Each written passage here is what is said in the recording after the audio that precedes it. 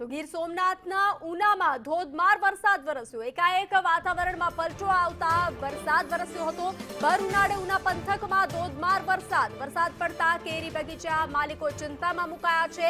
બાજરી સહિતના પાકને નુકસાનની ભીતિ સેવાઈ રહી છે। ગીર સોમનાથ ઉના શહેર તથા ગ્રામ્ય વિસ્તારોમાં વાતાવરણમાં અચાનક પલટો આવ્યો હતો। ભર ઉનાળે વરસાદનું આગમન થયું હતું। ચૈત્રમાં અષાઢી માહોલ જામ્યો હતો। હવામાન વિભાગની આગાહી મુજબ ગઈ સાંજથી ઠંડો પવન ફૂંકાવાનું શરૂ થઈ ચૂક્યું હતું। કાળા ડિબાંગ વાદળો વચ્ચે વરસાદનું ગાજવીજ સાથે આગમન થયું હતું।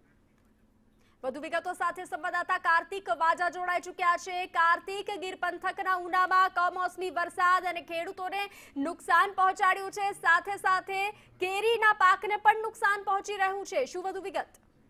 જી બંસી, ચોક્કસથી વાત કરીએ તો ગઈ સાંજથી જ ગઈકાલે વાતાવરણમાં પલટો જોવા મળ્યો હતો। ત્યારે ગઈકાલે જ ભારે પવન પણ જોવા મળ્યો હતો। ત્યારે આજે બપોરના બાદ ફરી એક વખત વાતાવરણમાં પલટાથી મેઘરાજાની સવારી છે। તો ઉના તેમજ ગીર તેમજ ગ્રામ્ય વિસ્તારમાં ભારે વરસાદ પડી રહ્યો છે। તેને લઈને ખેડૂતોમાં ક્યાંક ને ક્યાંક ચિંતાનું પણ વાદળ છવાયું છે। ખેડૂતોએ વાવેલા કેસર કેરી જેવા અનેક ખેડૂતના પાકને ભારે નુકસાન પહોંચ્યું છે। ત્યારે કહી શકાય કે જે ઉનાળો ચાલુ થઈને અને ચોમાસાની સિઝન શરૂ છે તેને લઈને ખેડૂતોમાં ક્યાંક ને ક્યાંક ચિંતાઓ ફેલાઈ ગઈ છે। જી કાર્તિક, કેરીના ગઢ ગણાતા ગીર પંથકમાં કેસર કેરીના ગઢ ગણાતામાં વરસાદ પડ્યો છે, નુકસાન પહોંચ્યું છે પાકને। હવે કેરી પણ મોંઘી થવાની શક્યતા છે અને કેટલા પ્રમાણમાં નુકસાન જોવા મળી રહ્યું છે?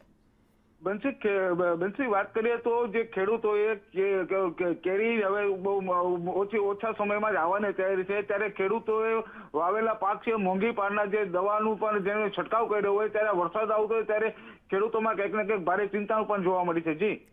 જી કાર્તિક, જાણકારી સાથે જોડાવા બદલ આભાર। તો કેરીના પાકને મોટા પ્રમાણમાં નુકસાન પહોંચ્યું છે। ખેડૂતો ચિંતિત જોવા મળી રહ્યા છે। અચાનક ઠંડો પવન ફૂંકાયો હતો અને ભારે વરસાદના દ્રશ્યો કેમેરામાં કેદ થયા છે। ભારે વરસાદ ઉના પંથકમાં ભર ઉનાળે વરસાદી માહોલ જામ્યો હતો। મેઘરાજાએ ધડબડાટી બોલાવી હતી।